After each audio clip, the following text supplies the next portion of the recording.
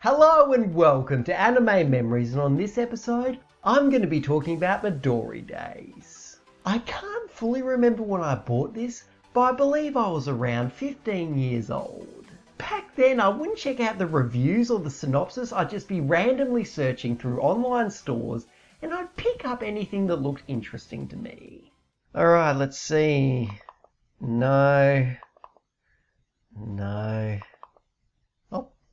Hey, this looks kind of cool. Hey Mum, can I get this? I do remember enjoying it, however, I didn't exactly have the best taste when I was a teenager. So I was hoping that it would be just as enjoyable today, even with my more critical outlook on anime. Seiji Sawamura is a delinquent who is known for taking out entire gangs with his demon right hand. Stories of Seiji's conquests have circulated all around his school, and now everybody is terrified of him. This includes the girls, which makes it very difficult for him to find a girlfriend. He does find one girl to go out with him, and that is Midori, who has somehow become attached to his right hand. There's definitely a masturbation joke in here somewhere, but I just can't think of anything clever right now. Anyway, Seiji and Midori are trying to figure out how to turn everything back to normal, while also keeping Midori's existence a secret. With that kind of premise, this obviously isn't anything serious, so the main focus is on the comedy. And it was pretty funny. I constantly had a smile on my face, and there were even a few big laughs in there.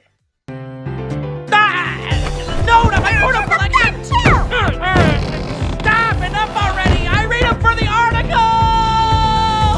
Granted, I didn't find everything funny, and there were even a few points where I went for long periods without laughing at all.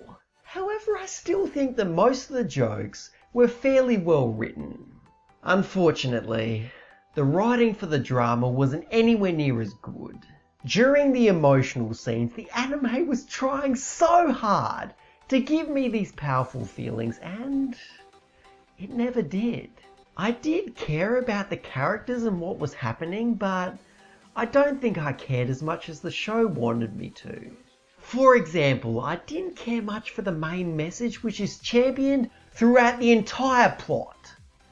Don't judge a book by its cover. The message itself is perfectly fine. It's the execution that I have issues with. Everyone at Seiji's school is incredibly judgmental and see him as complete scum. Someone who they hope just doesn't show up to class. So you're meant to feel as if he's being misread and say, how dare those bastards look down on him when he's actually really nice. And to his credit, Seiji has many positive qualities. He's courageous and has this compulsion to protect the weak. So I found myself getting right behind Seiji. Until I realised he deserves every bit of crap that he gets. There are multiple times where he talks about how much he cares about his reputation. He wants to be seen as this badass. He wants to be seen as the toughest guy around. If you want to be seen as this violent gangster, then don't try and make me feel sorry for you when everybody starts avoiding you. However, once I got past all that, I did wind up liking Seiji.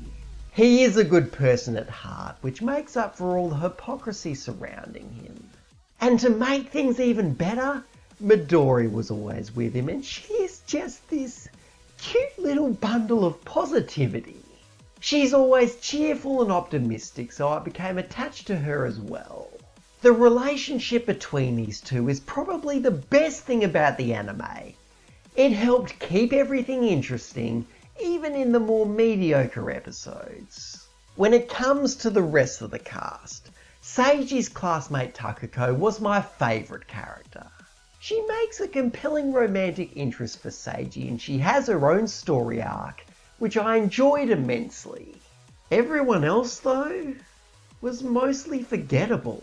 From Seiji's best friend to the lolly to the creepy otaku jackass, none of these characters leave any kind of lasting impression. And since many of the episodes in the middle focus on these characters, they also end up being forgettable. The beginning of the story got me interested in the show, while the ending was sweet and satisfying. But the middle really drags everything down. It's not all bad, there are great episodes in the middle as well, but they mostly fluctuate in terms of quality. Some of them are tons of fun, while others are extremely bland. This is the most prominent flaw with the show. Some of these episodes are such a slog and they go absolutely nowhere. I felt like many of the episodes were just pointless filler, and in a 13 episode anime, that shouldn't happen. There shouldn't be any filler in something so short. On the more positive side of things, considering that this came out over 10 years ago, the animation is fantastic. Even by today's standards, the animation still looks pretty damn good. Outside of the 4:3 aspect ratio, this anime doesn't show its age, so no complaints there. Another element that was surprisingly good was the soundtrack. I almost never do this, but I decided to check out a few of these tracks on their own, and that confirmed it. This soundtrack is excellent. In particular, the more slow and relaxing tracks were very effective at giving me that warm and fuzzy feeling inside. Before I became a reviewer, I never gave any thought to visuals or sound because in my mind, the story and the characters were all that mattered. But recently, I've realised just how much the technical aspects contribute to the anime's quality. And the soundtrack here definitely helped increase this show's quality.